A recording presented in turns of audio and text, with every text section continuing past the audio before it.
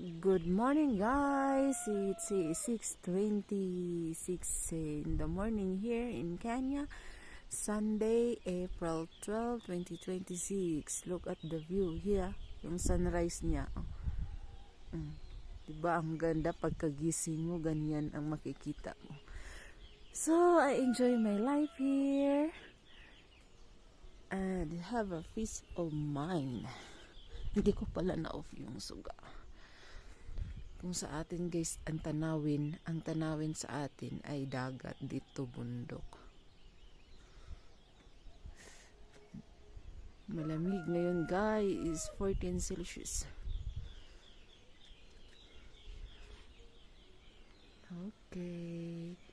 Good morning, happy Sunday everyone. Take care and God bless. Bye.